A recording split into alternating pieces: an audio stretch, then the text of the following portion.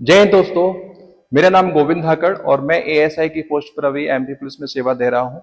और आज मैं लेकर आया हूं एएसआई एम और सूबेदार स्टेनो, इसकी जो वैकेंसी आई हुई है उसके बारे में चर्चा करेंगे। तो उसमें अपन चर्चा क्या करेंगे, सबसे पहले देखेंगे कि टोटल पोस्ट इसमें कितनी है। 500 है। एएसआई की कितनी पोस्ट है, सूबेदार की कितनी रहेंगी, और सबसे बड़ा क्वेश्चन ये है कि पोस्ट कोड क्या भरना चाहिए। फॉर्म फिल करेंगे उस, है ना। तो फॉर्म फिल भरते टाइम आपको कौन सी पोस्ट भरनी है, इस पर चर्चा करेंगे, है ना, डिटेल में। सिलेबस क्या होने वाला है, सिलेबस चेंज हुआ है, पिछली बार कुछ और था, अभी कुछ और कर दिया है, इस पर चर्चा करेंगे। इसकी सैलरी के बारे में बात करेंगे। होम टाउन पोस्टिंग होती है या नहीं होती है, इस पर चर्चा करेंगे। जॉब प्रोफाइल के बारे में बात करेंगे कि इनका क्या काम रहता है ना। गवर्नमेंट फैसिलिटी क्या क्या मिल जाती है, इस पे भी चर्चा करेंगे। गाड़ी मिलती है और मेडिकल फैसिलिटी मिलती है और ट्रैवलिंग अलाउंस मिलता है, जिस प्रकार से सारी चीजें आपको बता दूंगा। एग्जाम पैटर्न, एग्जाम पैटर्न क्या रहेगा, पिछली बार कुछ और था, अभी कुछ और कर दिया है। इसमें रिटर्न एग्जाम रहेगा, प्रैक्टिकल एग्जाम रहेगा। प्रैक्टिकल एग्जाम में क्या क्या चीजें रहेंगी वो एक एक चीज बारीकी से मैं डिस्कस करूंगा। और इसके बाद स्ट्रेटेजी की आपको सिलेक्शन कैसे लेना है इसमें, है ना। तो इन सब पर अपन चर्चा करने वाले हैं। तो अपन देखते हैं इसका नोटिफिकेशन जो आया हुआ है, इसको लेकर आते हैं ना। तो दोस्तों इसका नोटिफिकेशन आ गया है 2-3 दिन पहले, जिसमें अभी इसकी प्रारंभिक तिथि है ऑनलाइन आवेदन करने की 3 अक्टूबर 2025, और उसकी अंतिम तिथि रहेगी फॉर्म भरने की 17 अक्टूबर, है ना। अब तो आपको मात्र 15 दिन मिलने वाले हैं, है ना। और ऑनलाइन आवेदन में आप कोई संशोधन करवाना चाहते हो, कोई गलती हो जाती है, तो उसके लिए 22 अक्टूबर तक की डेट दे रखी है ना। और इसमें अपन एग्जाम की बात करें कि एग्जाम कब होगा। एग्जाम होगा 10 फरवरी से शुरू हो जाएंगे, और ये 2 शिफ्टों में होंगे एग्जाम, है ना। प्रथम पाली रहेगी सुबह 9:30 से 11:30, और द्वितीय पाली रहेगी 2:30 बजे से 4:30 बजे तक, है ना। अब बात करते हैं कि फॉर्म भरने के लिए क्या क्या चाहिए होगा। अभ्यर्थी का आधार पंजीयन अनिवार्य है ना। और बोर्ड द्वारा आयोजित परीक्षाओं में मूल फोटोयुक्त पहचान पत्र लाना अनिवार्य होगा। मूल फोटोयुक्त पहचान पत्र के रूप में अभ्यर्थी मतदाता पहचान पत्र और ये पैन कार्ड, ही सारी चीजें लेकर जाना है, ऐसा वो बोल रहे हैं, है ना।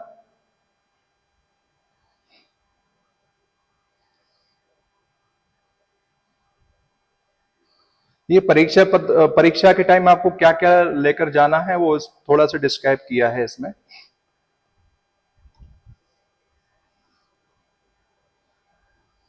देखो, आओ अपन बात करते हैं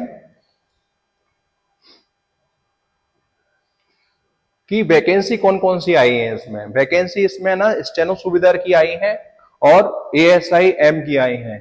तो सुबेदार के लिए इसमें है ना सामान्य शाखा जो पुलिस मुख्यालय में होती है, तो उसमें वैकेंसी आई है 90 वैकेंसी। और सूबेदार विशेष शाखा, इसमें वैकेंसी है 10 वैकेंसी। इस प्रकार से सूबेदार स्टेनो के लिए टोटल 100 वैकेंसी है ना। तो इस प्रकार मैं आगे भी बात करूंगा कि विशेष शाखा क्या है, सामान्य शाखा क्या होती है ना। तो अपन आगे देखते हैं कि एएसआई में कितनी जगह आई है। एएसआई के लिए सामान्य शाखा में जगह है 110, और सहायक उपनिरीक्षक मैदानी इकाई में आई है 220, और सहायक उपनिरीक्षक विशेष शाखा में है 55 वैकेंसी, और सहायक उपनिरीक्षक अपराध अनुसंधान विभाग में है 15 वैकेंसी। ठीक है। तो ये टोटल 400 वैकेंसी एएसआई के लिए आई हुई है। ठीक है। अब अपन बात करते हैं, आगे मैं वीडियो में चर्चा करूंगा कि इन सभी का क्या मतलब है, मैदानी इकाई क्या है, सामान्य शाखा क्या है, विशेष शाखा क्या है।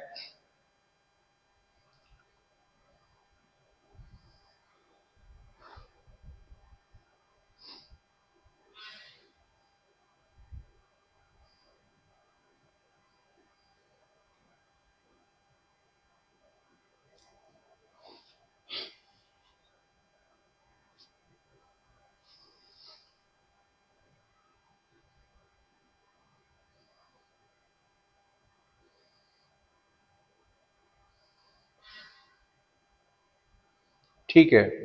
देखो, कल जब मैं लाइव आया था, पिछले 2-3 दिन से मैं कंटिन्यू लाइव आ रहा हूं जब से ये वैकेंसी आई है। तो कल किसी अभ्यर्थी ने पूछा था कि सर एनसीसी के उम्मीदवारों को जिनके पास सी प्रमाण पत्र है उनके लिए कुछ नंबर मिलेंगे क्या? तो यहाँ स्पष्ट लिखा हुआ है कि एनसीसी के उम्मीदवारों को जिनके पास सी प्रमाण पत्र है और इसके अलावा ये 7 पॉइंट दे रखे हैं, ये नोट कर लीजिए, है ना। इनमें से अगर आपके पास कुछ भी है तो आपको लिखित परीक्षा में प्राप्तांकों के 5% अंक अतिरिक्त रूप से प्रदाय किए जाएंगे। ठीक है, ये नोट डाउन कर लेना, बहुत ही इंपॉर्टेंट है आप सभी के लिए जिनके पास ये 7 चीजों में से कुछ भी है। आप एक बार इसको रीड कर लेना। ठीक है, अब अपन बात करते हैं सैलरी की कि इनको सैलरी क्या दी जाएगी। सूबेदार स्टेनो की जो सैलरी होती है 36,200 इसका वेतन बेसिक पे होता है ना। तो इसमें टोटल जो सैलरी मिलेगी ग्रॉस की मैं बात कर रहा हूँ 100% के हिसाब से 50 से 55 हजार आपको ग्रॉस वेतन मिलेगा, है ना। और इसी प्रकार एएसआई का जो वेतन रहेगा वो लगभग 30 से 35 हजार आपको वेतन मिलेगी, है ना। अब बात करते हैं पदों पर भर्ती किस प्रकार से होगी, है ना, इसके बारे में हम चर्चा करेंगे। पहले अपन बात करेंगे कि ये जो सूबेदार के लिए सामान्य शाखा में कुछ जगह मतलब पोस्ट हैं, कुछ विशेष शाखा में कुछ पोस्ट दे रखी हैं, और सहायक उप निरीक्षक के लिए सामान्य शाखा में दे रखी है, और मैदानी इकाई में पोस्ट है कुछ कुछ स्पेशल ब्रांच बोलते हैं इसमें है, और कुछ अपराध अनुसंधान विभाग में है। तो उन सभी के बारे में मैं एक एक करके डिस्कस करूंगा। तो ये है कि सूबेदार की बात करते हैं। सूबेदार में ओनली 2 जगह ही पोस्टिंग होगी आपकी, एक होगी सामान्य शाखा। अब इसके बारे में चर्चा करते हैं सामान्य शाखा क्या है। देखो पिछली बार का जो नोटिफिकेशन आया जिससे मैं भर्ती होकर आया हूं 2017 का एग्जाम हुआ था इससे पहले, जिसका मैंने एग्जाम क्वालिफाई करके इस पोस्ट को हासिल किया है ना, जब से मैं सेवा दे रहा हूं यहाँ पर। और सामान्य शाखा है उसमें क्या था, पुलिस मुख्यालय ऑब्लिक में लिखा हुआ था पोस्टिंग में सामान्य शाखा, मतलब कि सामान्य शाखा पुलिस मुख्यालय की एक शाखा है जहां आपकी ज्वाइनिंग होनी है ना। अब मैं सूबेदार की बात करूं तो सूबेदार में क्या होगा कि आपको अगर सामान्य शाखा भर देते हो तो पीएचक्यू में नियुक्ति दे दी जाएगी। उसके 10 से 15 दिन बाद आपको जहां जिले में जो भी जिले में एसपी ऑफिस होते हैं, बटालियंस होती हैं, वहां पर जगह अगर खाली होगी तो वहां आपको भेज दिया जाता है। पोस्ट प्रेफरेंस फिलिंग करवाई जाती है कि आपको कहाँ जाना चाहते हैं। अगर वहां वैकेंसी खाली है तो आपको वहां ज्वाइनिंग दे दी जाती है। ठीक है, लेकिन अब सहायक उप निरीक्षक सामान्य शाखा की बात करें तो सामान्य शाखा में अगर ये आप भर देते हो फॉर्म फिलिंग करते टाइम तो इसमें ये होगा कि पीएचक्यू में आपकी नियुक्ति करवा ली जाएगी, लेकिन बाद में आपको जिले में नहीं भेजा जाकर पीएचक्यू में ही काम करना रहेगा जीवन भर, है ना। ये अंतर है, ये स्पष्ट रूप से समझ लें। सूबेदार में सामान्य शाखा से भरेंगे तो नियुक्ति तो पीएचक्यू में ही होगी, लेकिन वहां से आपको जिले में भेज दिया जाएगा जगह अगर खाली होती है तो, है ना। 10 से 15 दिन में आपसे चॉइस फिलिंग करवाई जाएगी, 10 से 15 दिन के अंदर आपको जिले में भेज दिया जाता है, जिले में एसपी ऑफिस या बटालियंस में, या इसके अलावा कोई और भी पुलिस इकाई है तो वहां भी आपको भेज सकते हैं। ठीक है, लेकिन सहायक उप निरीक्षक में क्या होगा, सामान्य शाखा से अगर आप फॉर्म फिल करते हो तो उसमें क्या होगा, पीएचक्यू में सामान्य शाखा है वहां आपकी पोस्टिंग होगी और वहीं आपको जीवन भर काम करना पड़ेगा। और मैंने बताया था लाइव में भी, मैं रोज रात को 9 बजे लाइव भी आता हूं, तो अगर चाहें तो डाउट कुछ बच जाए तो वहां भी आप पूछ सकते हैं ना।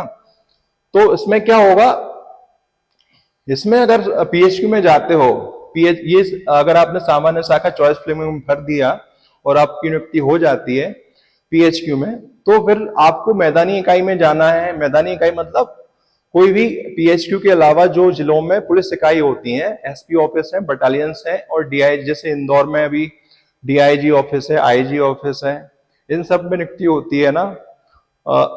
मेरे कहने का मतलब है जब पीएचक्यू से आपको मैदानी इकाई में जाना है तो उसमें जाने के लिए आपको क्या करना पड़ेगा, अपनी सीनियरिटी को छोड़ना पड़ेगा, है ना। तो ये बहुत ही घाटे का सौदा हो जाता है कि आपने 4-5 साल जॉब कर ली पीएचक्यू में और उसके बाद आपको मैदानी इकाई में आना है तो सीनियरिटी छोड़कर आना होता है। तो ये नॉलेज किसी को नहीं होती, फॉर्म भरते टाइम ये थोड़ा सा देख लेना। अभी जब मैं लाइव आ रहा हूँ, ये बहुत सारी वीडियो मैंने डाली हैं, तो बच्चों के कमेंट आ रहे हैं कि सर इस थोड़ा पोस्ट प्रेफरेंस क्या भरना है, तो इसके ऊपर बता देना। तो इसलिए मैं ये वीडियो लेकर आया हूं कि आपको पता रहे कि ये सामान्य शाखा अपन को कौन सी चॉइस फिलिंग करना है ना।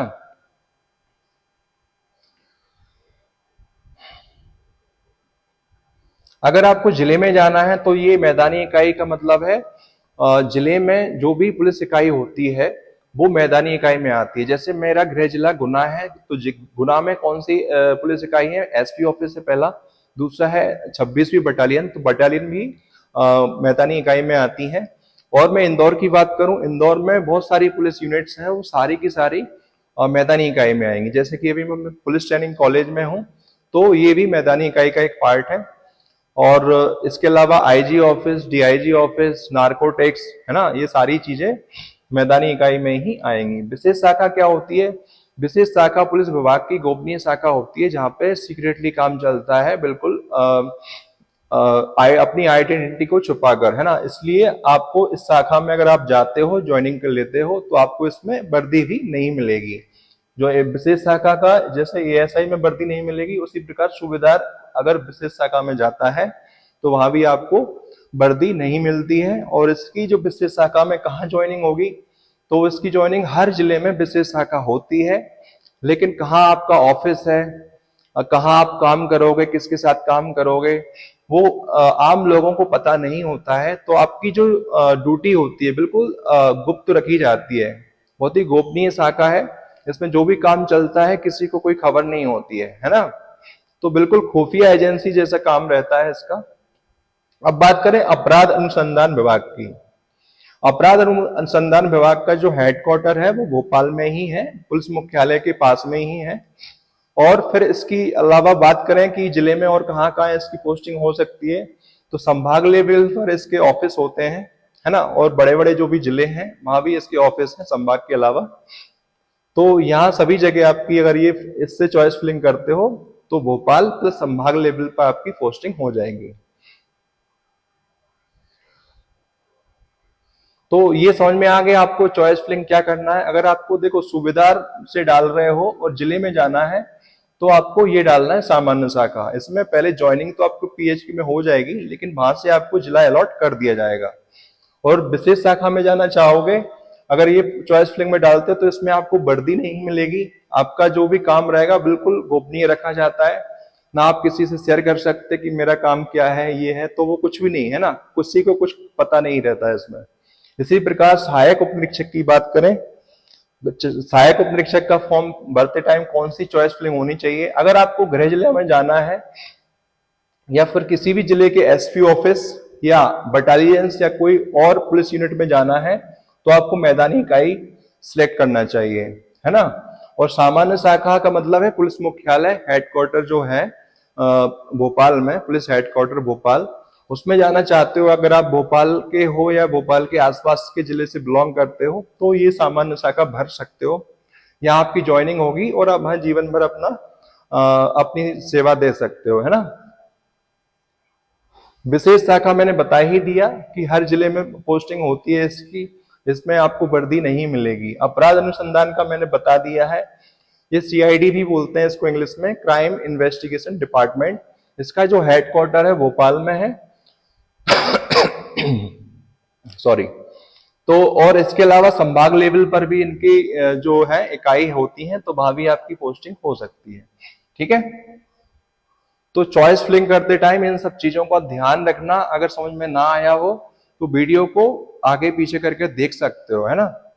और फिर कुछ समझ में ना आए तो मैं लाइव आता हूं रात के 9 बजे, इन्हीं सब चीजों को डाउट लेकर, तो उससे भी आप जुड़ सकते हो, है ना। और तैयारी कैसे करनी है, कैसे स्ट्रेटेजी होनी चाहिए, इनकी भी आपको सारी नॉलेज, सारे डाउट आपके मैं क्लियर करने वहां पर आता हूं क्योंकि मुझे पता है कि 2017 में जब मैं फॉर्म भर रहा था इस चीज का, एएसआई का, जब मेरे सामने भी बहुत सारे कंफ्यूजन थे, सारी चीजें क्या है कि कौन सा पोस्ट प्रेफरेंस करें, कौन सी शाखा में क्या काम रहता है, तो ये मुझे कुछ नहीं पता था।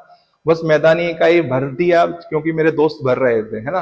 क्योंकि कोई बताने वाला था ही नहीं कि कौन सी चॉइस फिलिंग करें। तो आज मैं हूं आपके सामने, है ना। जो जिससे आप पूछ सकते हैं कि सर कौन सी चॉइस फिलिंग करना है। तो आप अपने दोस्तों को भी शेयर कर देना ये वीडियो। अब बात करते हैं कि आपकी न्यूनतम शैक्षणिक अर्हताएं क्या रहेंगी।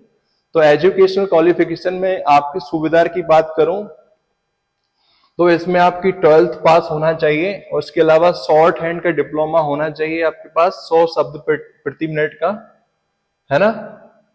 इसके अलावा आपके पास सीपीसीटी होना चाहिए, सीपीसीटी हिंदी टाइपिंग पास हो आप 20 वर्ड पर मिनट की स्पीड से। इसके अलावा इसमें स्कोर कार्ड जो आता है सीपीसीटी का, जिसमें 75 नंबर का जो एग्जाम होता है सीपीसीटी में, जिसमें से आपको 50% लाना होता है।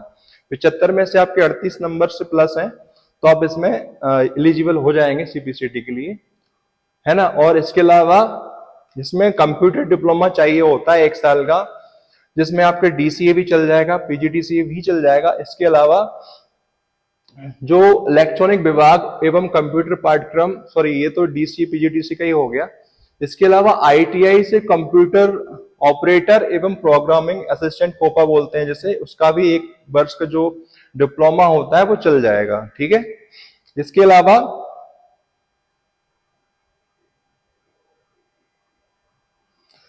अलावा आईटीआई से आधुनिक कार्यालय प्रबंधन पाठ्यक्रम परीक्षा उत्तीर्ण हो, या पॉलिटेक्निक संस्थान या कॉलेज से विश्वविद्यालय, इन सब से कोई आपका प्रबंधन पाठ्यक्रम का परीक्षा उत्तीर्ण हो तो वो भी इसमें चल जाएगी, है ना। और इसके अलावा क्या चाहिए होगा, कंप्यूटर डिप्लोमा की जगह आपको ये चीज भी लगा सकते हैं,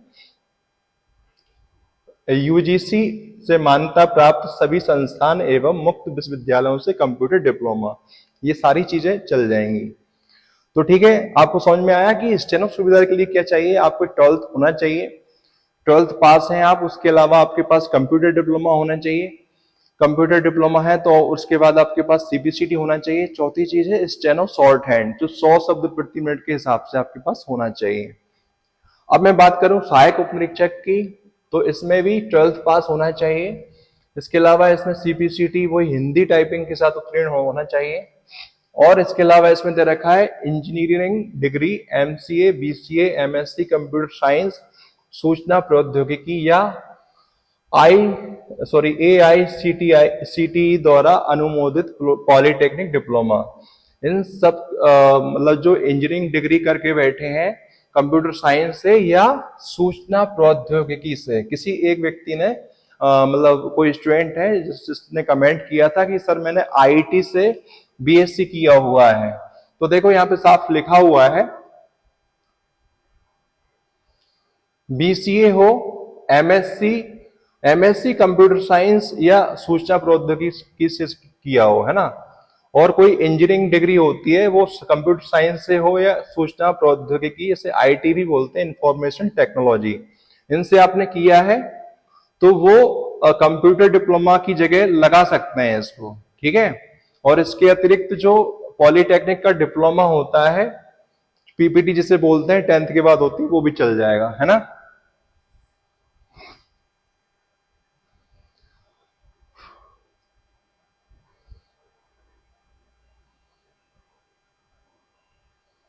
अब आगे देखते हैं कि कंप्यूटर डिप्लोमा होना चाहिए आपके पास, है ना। और कोपा वाला जो होता है आईटीआई से computer operator and programming assistant बोलते हैं, कोपा का फुल फॉर्म होता है मान्यता प्राप्त पॉलिटेक्निक संस्थान से आधुनिक कार्यालय प्रबंधन पाठ्यक्रम। ये जैसा कि स्टेनो का था वो ऐसा ही ये इसमें भी दे रखा है ना। और ये कंप्यूटर डिप्लोमा का मैंने बोल दिया, तो इसमें भी क्या 3 चीजें चाहिए होंगी। आपके पास 12th पास हो, कंप्यूटर डिप्लोमा है, प्लस सीपीसीटी हिंदी टाइपिंग से आप पास हो, तो आप एएसआई के लिए आप एलिजिबल रहोगे। तो ये हो जाती है शैक्षणिक योग्यता की बात। देखो शैक्षणिक अर्हता में कोई छूट नहीं दी जाएगी, लेकिन कुछ पॉइंट है कि जो नियुक्ति प्राधिकारी की सिफारिश पर किसी ऐसे अभ्यर्थी को अर्ह मान सकेगी जिसके पास यद्यपि इस खंड में विहित अर्हताओं में से कोई अर्हता नहीं हो, किंतु जिसने अन्य संस्थाओं द्वारा संचालित परीक्षा ऐसे स्तर से उत्तीर्ण की हो जो समिति की राय में परीक्षा चयन के लिए पात्र समझती हो, है ना। एक समिति बनती है वो अगर पात्र मानेगी किसी आपके जो भी जिस मान्यता प्राप्त संस्थान से आपने किया है, तो आप वो एलिजिबल कर लेंगे, है ना।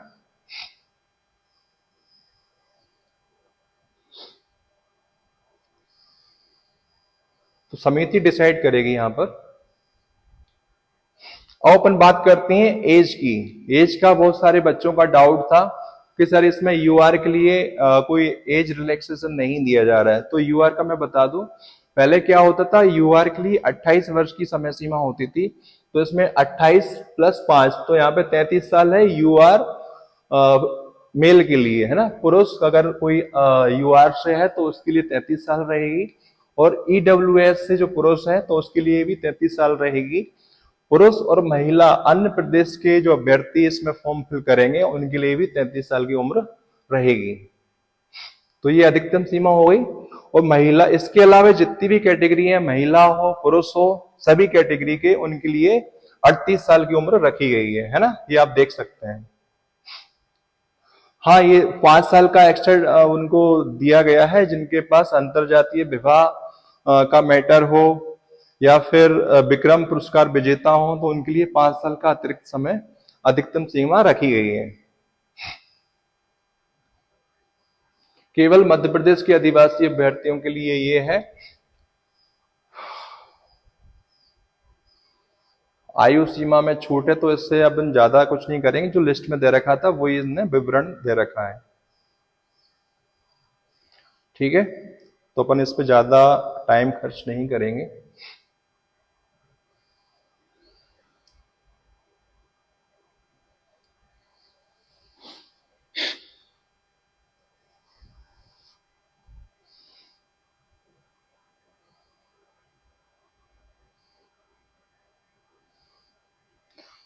अब बात करते हैं अपन कि परीक्षा योजना क्या रहेगी, इसमें किस टाइप की परीक्षा पैटर्न रखा गया। पिछली बार ये था कि ओनली रिटन एग्जाम में जितने नंबर हैं उसी बेस पर आपका फाइनल सिलेक्शन दिया गया था, लेकिन अभी परीक्षा योजना थोड़ी डिफरेंट कर दी गई है।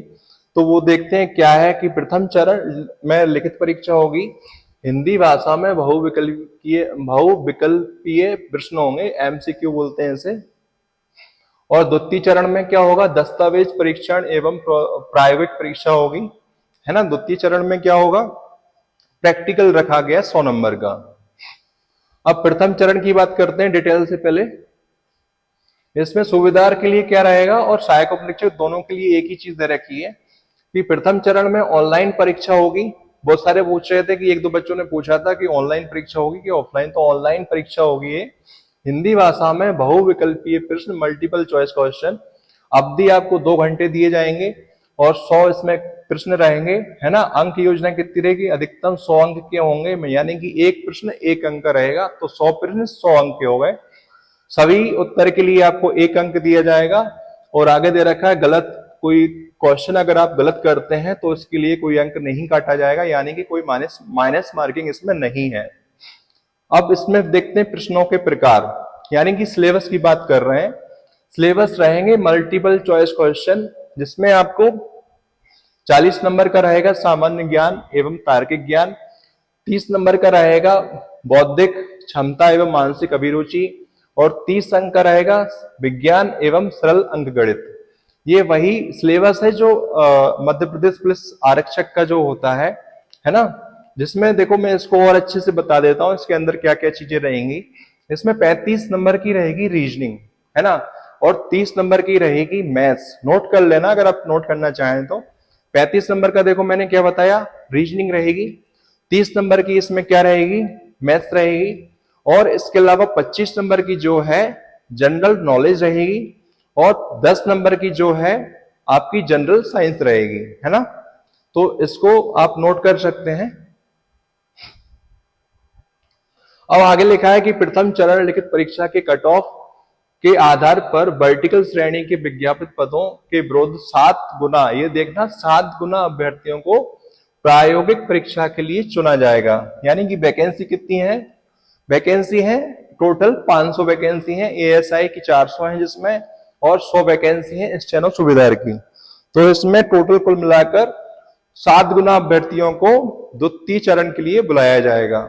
यानी कि 500 इंटू 7 यानी कि 3500 बच्चों को द्वितीय परीक्षा के लिए, द्वितीय चरण के लिए बुलाया जाएगा, है ना। तो पिछली बार क्या था, पिछली बार ओनली 1.5 गुना अभ्यर्थियों को ही बुलाया गया था, डॉक्यूमेंट वेरिफिकेशन होता था पिछली बार उसके लिए।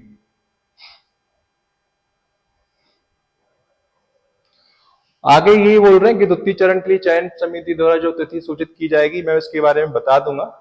पिछली बार मेरे साथ क्या हुआ था वही इस बार भी वैसा ही रहेगा। अब देखो द्वितीय चरण परीक्षा योजना क्या होगी, मैं ये बता देता हूं।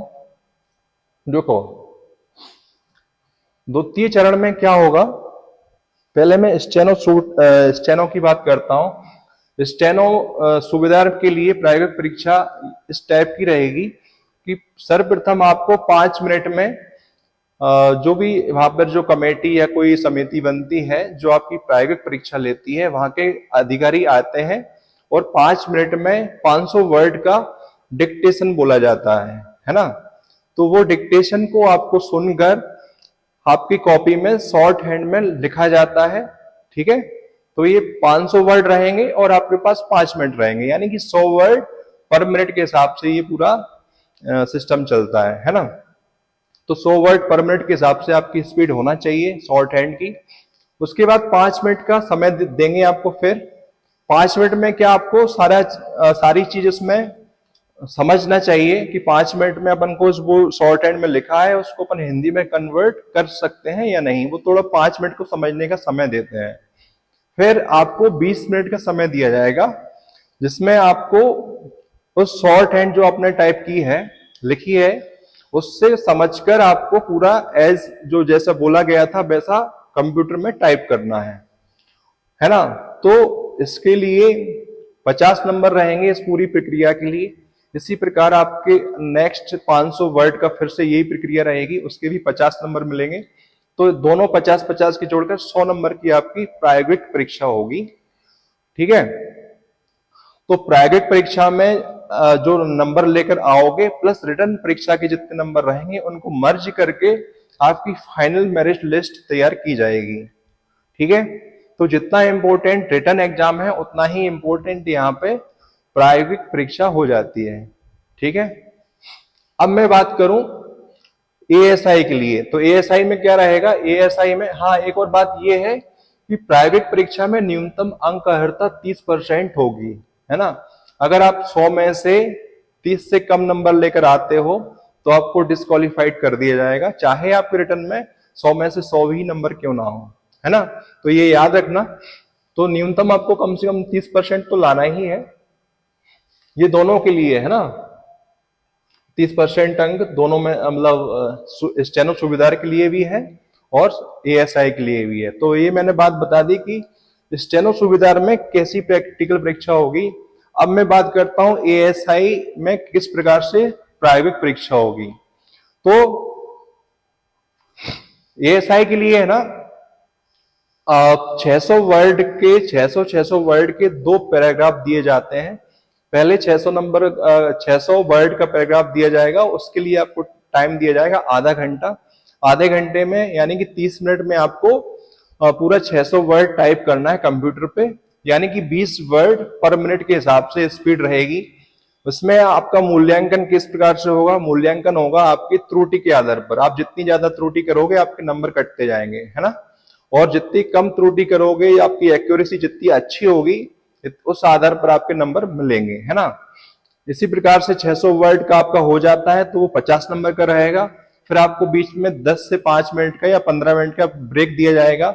उसके बाद फिर से वही 600 वर्ड का पैराग्राफ दिया जाएगा। इस प्रकार से 50-50 नंबर के 2 पैराग्राफ रहेंगे जो कि 600 वर्ड के होंगे और आपको टाइम मिलेगा हर पैराग्राफ को टाइप करने के लिए आधा घंटा प्लस आधा घंटा, है ना। इस प्रकार से प्रायोगिक परीक्षा ली जाएगी और आपके मूल्यांकन मैंने बता दिया, त्रुटि जितनी आप करोगे आपके नंबर कटेंगे, है ना।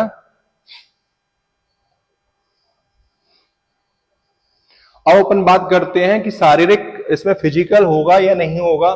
तो एक स्पष्ट है कि इसमें फिजिकल नहीं होने वाला। फिजिकल यानी कि आपकी रनिंग नहीं होगी, गोला फेंक नहीं होगा, आपकी लॉन्ग जंप नहीं होगी जो कि आरक्षक में होती है, उसकी जगह प्रैक्टिकल परीक्षा होगी, प्रायोगिक परीक्षा, जो मैंने आपको बता दी है। अब इसमें ऑल फिजिकल नहीं होगा लेकिन शारीरिक मापदंड होता है।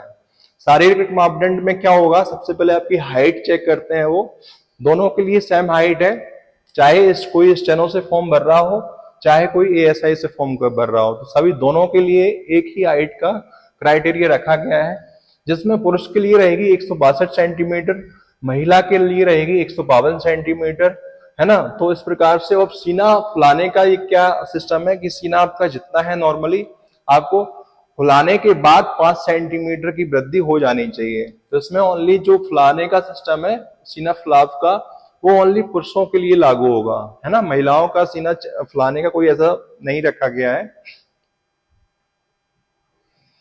अब बात करते हैं, हाँ इसके अलावा ये तो फिजिकल मेजरमेंट में ओनली हाइट की बात हो गई है। इसके अलावा फिजिकल मेजरमेंट में क्या होता है, आपकी नोक नी और फ्लैट फुट ये भी चेक किए जाते हैं। नोक नी क्या होती है, आप बिल्कुल जब सीधे पैर खड़े होते हैं, मतलब खड़े होते हैं, जब नीचे के दोनों पैर को आप चिपका कर खड़े हो गए इस प्रकार से, तो आपके जो दोनों घुटने होते हैं वो थोड़ा सा गैप होना चाहिए, थोड़ा सा, पूरे चिपक जाते हैं ना आपके तो वो डिस्क्वालिफाइड कर दिया जाएगा। अगर थोड़ा गैप है तो आपको क्वालिफाइड रहेंगे। इसी प्रकार से फ्लैट फुट में क्या होता है, आपके जो तलवे होते हैं ना, तलवे में थोड़ा सा गैप दिखता है, वो गैप होना चाहिए। अगर गैप नहीं है, पूरा मतलब पूरा सपाट इस टाइप से है आपका पैर, कोई गैप नहीं है, तो आप डिस्क्वालिफाइड कर जाओगे, है ना। तो थोड़ा सा जो गैप होता है वो होना चाहिए।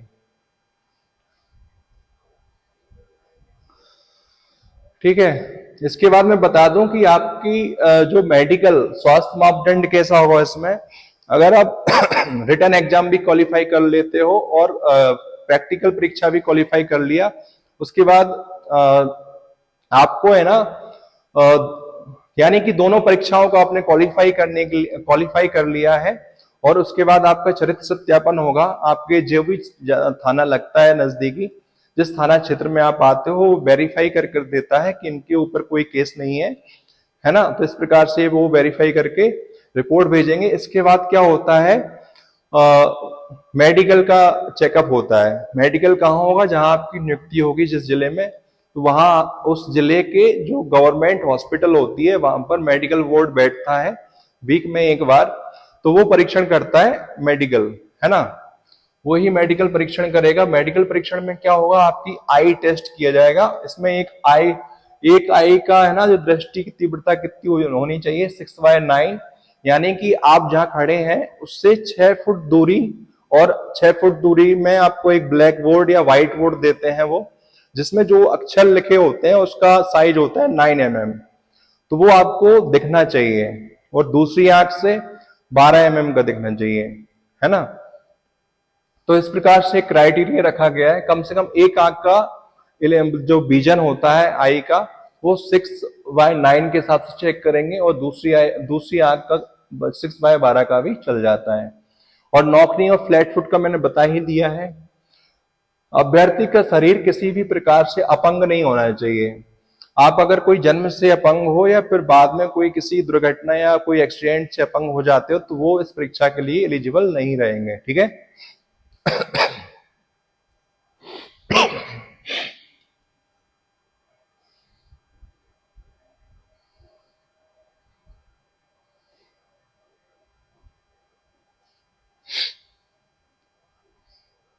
देखो, किसी एक दो बच्चों ने पूछा था कि सर एक बार अगर कोई मेडिकल में बाहर हो जाता है फिर क्या होता है, तो मैं बता देता हूं कि स्वास्थ्य विभाग द्वारा मेडिकल परीक्षण के संबंध में जिला संभाग एवं राज्य मेडिकल बोर्ड से परीक्षण कराए जाने का क्रम निर्धारित है। स्वास्थ्य परीक्षण में पुलिस सेवा हेतु अयोग्य घोषित किए जाने पर अभ्यर्थी यदि असंतुष्ट रहता है तो वह संभागीय स्तर पर मेडिकल बोर्ड से अपील का आवेदन दे सकेगा। यानी कि आप अगर एक बार मेडिकल परीक्षा में फेल हो जाते हो, मेडिकल बोर्ड आपको डिस्क्वालिफाइड कर देता है, तो आप अपील भी कर सकते हो संभागीय लेवल पर, है ना। जिस पर उसका संभागीय स्तर मेडिकल बोर्ड से स्वास्थ्य परीक्षण कराया जाएगा। जिला एवं संभागीय स्तर मेडिकल बोर्ड के अभिमत में भिन्नता होने पर विभाग राज्य स्तरीय मेडिकल बोर्ड से पुनः परीक्षण कराएगा, है ना। प्रत्येक स्तर पर अभ्यर्थी के स्वास्थ्य परीक्षण के समय आवश्यक रूप से एक नामांकित राजपत्रित पुलिस अधिकारी उपस्थित रहेगा, है ना। इस प्रकार से आपकी स्वास्थ्य परीक्षण की पूरी वीडियोग्राफी होती है, और अगर वो क्वालिफाई कर देते हैं तो आपको दोबारा क्वालिफाई कर लिया जाएगा, ठीक है। आरक्षण के बारे में अपन ज्यादा बात नहीं करेंगे, जो सभी परीक्षाओं में चल रहा है आरक्षण भी, कौन सी कैटेगरी को कितनी कितनी वैकेंसी कितना कितना परसेंटेज के आधार पर रखा गया है, इसमें भी वही है जो सभी परीक्षाओं में होता है।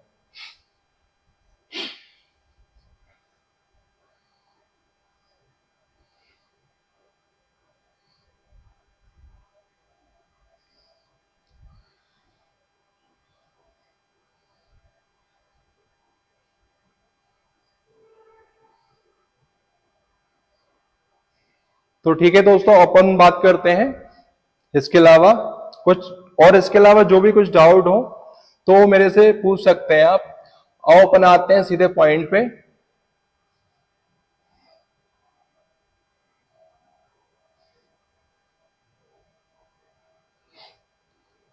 ठीक है, तो मैंने बोला था कि इसमें 500 पोस्ट हैं, इसका मैंने बता दिया है। और सूबेदार की जिसमें कि 100 वैकेंसी है, एएसआई की इसमें 100 वैकेंसी है ना। और इसी प्रकार से मैंने बताया था कि इसमें पोस्ट कोड क्या भरना है, तो मैंने सारी चीजें एक एक डिटेल में बता दी हैं। पूरी वीडियो में बताया है अंदर कि किस प्रकार से आपको फॉर्म भरते टाइम ये पोस्ट कोड क्या भरना है, किस आधार पर भरना है और क्यों भरना है, ये सारी चीजों का डिस्कशन रीजन सहित, और उसका अंदर क्या क्या काम होता है वो भी मैंने इस वीडियो में बता दिया है। तो आप इस वीडियो को अगर समझ ना आए तो एक दो बार रिपीट कर देख लेना। और इसके बाद भी अगर आपको कोई डाउट होता है तो मैं रोज लाइव आता हूं रात के 9 बजे इसी यूट्यूब चैनल पर, तो इसमें आप ज्वाइन कर सकते हैं और अपने डाउट रख सकते हैं, है ना। सैलरी की बात मैंने कर ली है, 50 से 55 हजार रहेगी ये, सॉरी, सूबेदार स्टेनो की, और 30 से 35 हजार रहेगी सहायक उप निरीक्षक की। और सिलेबस चेंज हुआ है, पिछली बार सिलेबस कुछ और था, अभी जो है जो आरक्षक का ही जो सिलेबस दे रखा है वही इसमें रहेगा। होम टाउन पोस्टिंग होगी या नहीं होगी, पिछली बार ऐसा कुछ नहीं था, लेकिन इस बार अभी उन्होंने स्पष्ट कर दिया है कि आपको होम पोस्टिंग नहीं दी जाएगी। हो सकता है कि आपकी पहली जो ज्वाइनिंग हो वो आपके गृह जिला में नहीं देंगे, जैसा कि मुझे भी पिछली बार भी यही हुआ था कि किसी को होम डिस्ट्रिक्ट नहीं दिया था। जैसा कि मेरा गृह जिला गुना है और मेरी पहली पोस्टिंग शाजापुर में हुई थी, इसी प्रकार से इसमें बोला गया है। हो सकता है आप दूसरा पोस्टिंग जब करवाएं तो ऐसा हो सकता है, गृह जिला भी मिल सकता है, ठीक है। अब आगे दे रखा है जॉब प्रोफाइल क्या है, ठीक है। तो जॉब प्रोफाइल के बारे में बता देता हूं कि एएसआई की जॉब प्रोफाइल क्या है और स्टेनो सूबेदार की जॉब प्रोफाइल क्या है। तो सबसे पहले मैं इसके कार्य की समय की बात करता हूं कि इनका टाइमिंग जो रहता है ऑफिस में सुबह 10 से शाम के 6 बजे तक रहेगा। इसमें संडे सैटरडे ऑफ मिल जाता है, और जो गवर्नमेंट हॉलीडे होते हैं उसमें ऑफ रहता है। अगर आप कोई इमरजेंसी में कोई आपके पास काम पेंडिंग ज्यादा है तो आपको आना पड़ सकता है, लेकिन ऑफ रहता है। इसके अलावा मैं बात करूं कि एएसआई का क्या काम होता है। एएसआई का काम रहेगा आपके एसपी ऑफिस में या बटालियन में, दोनों में। आपको एसपी ऑफिस में अगर काम करते हैं तो आपको एक एसपी ऑफिस में बहुत सारी ब्रांच होती हैं जिसका आपको प्रभारी बना दिया जाता है, जिसकी रिस्पॉन्सिबिलिटी आपके ऊपर होती है, आपके कंधों पर होती है, इसलिए आपको एक स्टार दिया जाता है, इसलिए आपको सहायक उप निरीक्षक बनाया जाता है, ठीक है। आपको मतलब एक दायित्व सौंप देते हैं कि ये पूरी एक शाखा है जिसका पूरा प्रभार, पूरी जिम्मेदारी आपके पास रहेगी, जिसमें कुछ भी काम आएगा आपको ही करना है, ठीक है। अब शाखाएं कौन कौन सी क्या क्या होती हैं वो सारी चीजें डिस्कस अपन बाद में कर लेंगे। अभी आप इतना समझिए कि आपका ऑफिस का काम रहेगा, फील्ड का काम इसमें नहीं रहेगा। फील्ड का काम ओकेशनली ही रहता है, जैसे कि इलेक्शन ड्यूटी में जाना पड़ सकता है, या कोई इमरजेंसी में कहीं कोई घटना होती है जब फोर्स की कमी पड़ती है तो एज अ रिजर्व फोर्स आपको वहां भेजा जा सकता है, ठीक है। होली के टाइम या दिवाली के टाइम आपकी ड्यूटी लग सकती है, उस टाइम बहुत सारे बच्चों का क्वेश्चन था कि इसमें गन मिलती है या नहीं। तो ऑफिस में जब काम करोगे तो आपको गन नहीं मिलेगी। अगर आप फील्ड में काम करते हो तो आपको गन मिल जाएगी, ठीक है। और इसकी पोस्टिंग के बारे में मैंने बता दिया है कहाँ कहाँ होगी। जिले में अगर आप हैं तो एसपी ऑफिस, बटालियन और एसडीओपी ऑफिस है, वहां भी इसकी पोस्टिंग हो जाती है ना। इसके अलावा कोई और भी पुलिस इकाई है तो वहां भी पोस्टिंग हो जाएगी। तो ये हो जाती जॉब प्रोफाइल की बात। और अब बात करते हैं एएसआई की मैंने कर दी है, अब बात करते हैं स्टेनो सूबेदार की। तो स्टेनो सूबेदार की जो जॉब प्रोफाइल है, इसमें टाइमिंग सेम रहता है जो एएसआई का बताया था, 10 से 6। और इनका काम क्या रहेगा?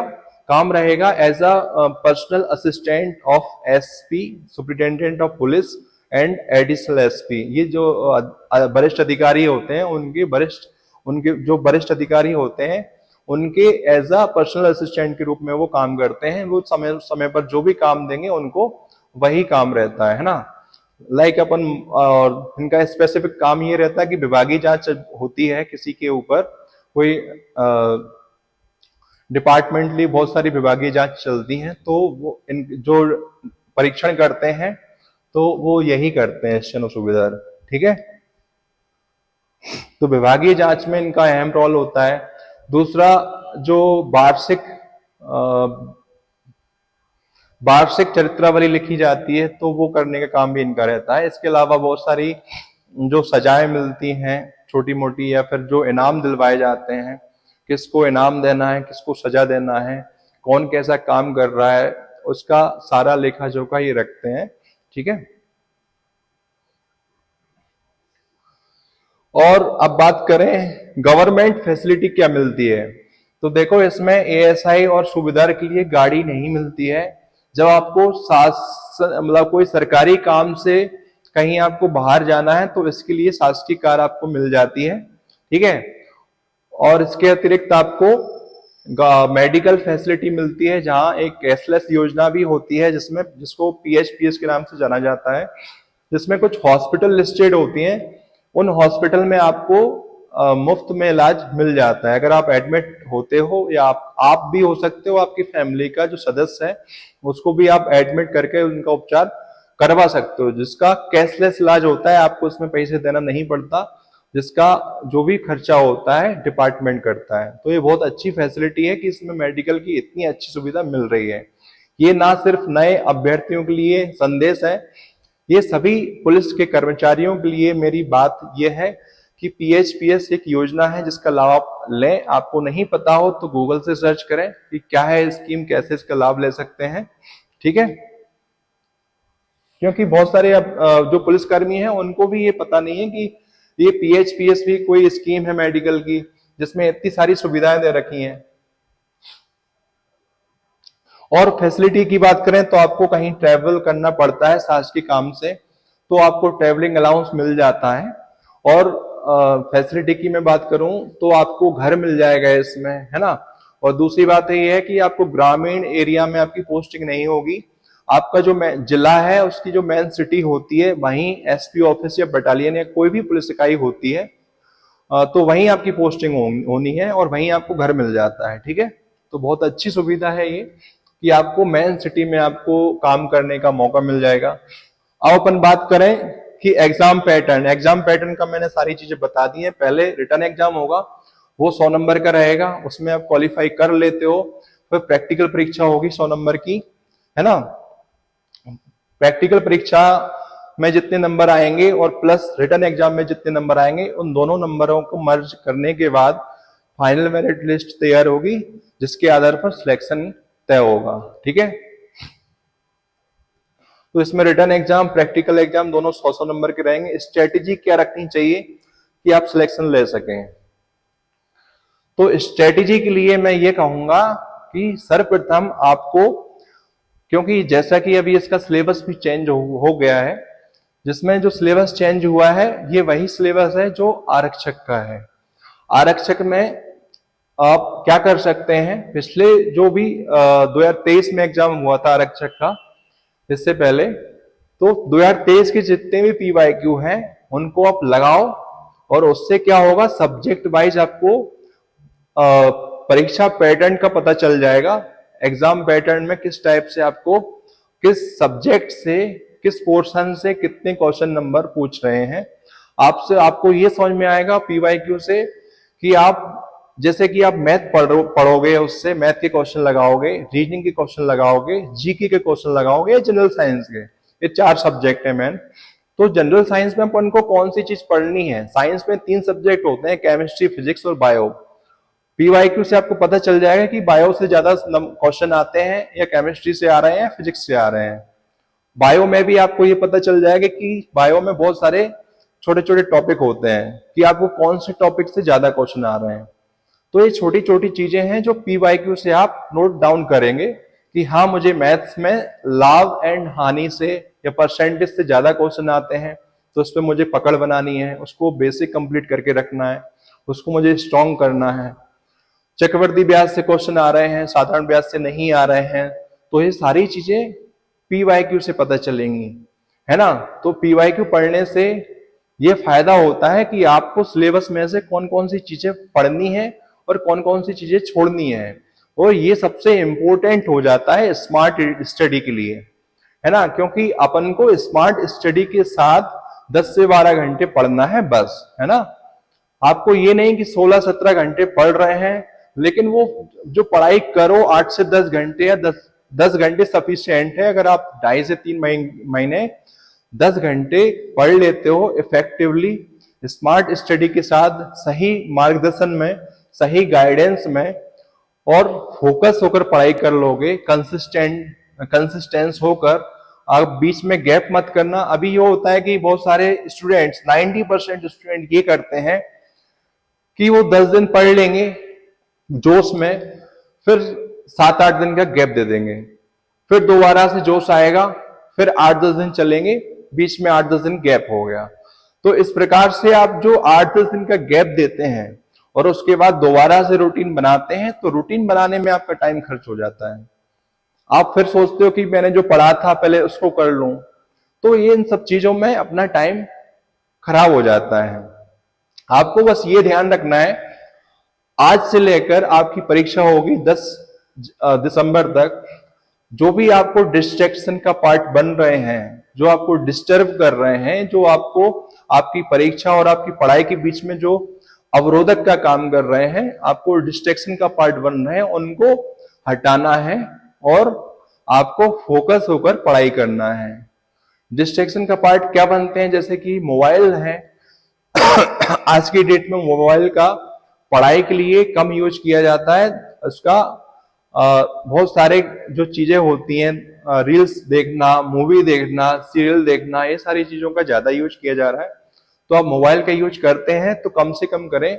मैं मेरी बात बताऊं तो पहले पिछली बार क्या हुआ था, जब मैं तैयारी कर रहा था, मेरे पास एंड्रॉयड फोन था। मैंने जब परीक्षा आई तो वो फोन को साइड किया और मेरे ऐसे दोस्तों को भी साइड कर दिया जो मेरा टाइम खराब करते थे। तो आप भी ये कर सकते हैं। आपके ऐसे मित्र हो जो आपका समय खराब करते हो, उनको अपन अभी एग्जाम टाइम तक, जब तक आपका एग्जाम ना हो जाए, जब तक उससे दूर रह सकते हैं। या फिर आपके परिवार में कोई ऐसी समस्या हो जिससे मतलब परिवार के किसी भी काम से आपकी पढ़ाई में दिक्कत आती है, तो आपके फैमिली मेंबर से बात कर सकते हैं कि मेरा ये फला फला एग्जाम आया है, मुझे जब तक फ्री एंड कर दिया जाए, है ना। तो आपको बस यही है कि फोकस होकर पढ़ाई करना है, जो डिस्ट्रैक्शन का पार्ट बन रहा है उसको परीक्षा तक इग्नोर करना है, और ऐसे दोस्तों से ही मित्रता भी रखनी है जो ग्रुप स्टडी में साथ दें, जिनका लेवल आपके लेवल के बराबर हो, ठीक है। जिससे क्या होगा, एक सब्जेक्ट अगर आपका सही है तो वो ग्रुप में पढ़ोगे तो आपका जो भी स्पेशल सब्जेक्ट होगा आपके दोस्त को काम आएगा, और आपके दोस्त का जो भी अच्छा टॉपिक होगा वो आपको अच्छे से समझा पाएगा, है ना। इसमें होता ये है कि आपके दोस्त की भाषा आपको अच्छे से समझ में आती है, वो उसकी भाषा में उसके टॉपिक को, किसी भी सब्जेक्ट को आसानी से समझा सकता है। तो ये सारी चीजें होती हैं, आपको ध्यान देना चाहिए, ठीक है। और इसके अलावा मैं बात कर रहा था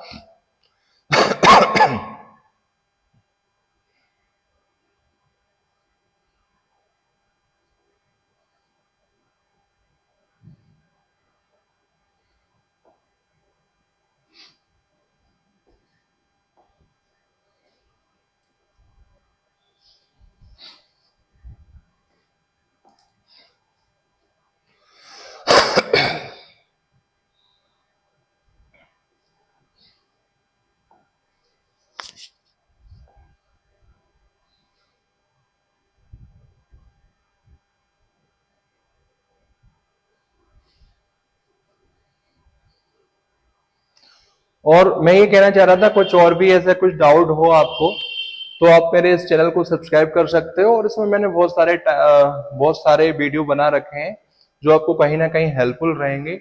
मैंने सारी चीजें इसमें बता रखी हैं, एग्जाम, रिटर्न एग्जाम के बारे में छोटी छोटी चीजें, और प्रैक्टिकल परीक्षा के बारे में, और आपका सेफ स्कोर क्या हो सकता है, एक्सपेक्टेड कट ऑफ क्या हो सकती है, कितने फॉर्म फिल हो सकते हैं। तो ये सारी चीजें मैंने डिस्कस करता हूँ, लाइव भी आता हूँ। देखो इसमें जैसे कि 10,000 लोगों ने ये वीडियो देखी हुई है, इसमें सारी चीजें डिस्कस की गई हैं इसी पोस्ट के बारे में। और मैं लाइव भी आता हूँ, जिसमें जो पढ़ने वाले बच्चे होते हैं वो मतलब जुड़ते हैं। जैसे जैसे कि इसमें देख सकते हैं, मैंने डाला हुआ है 21 तारीख को 9 बजे मैं लाइव आऊंगा।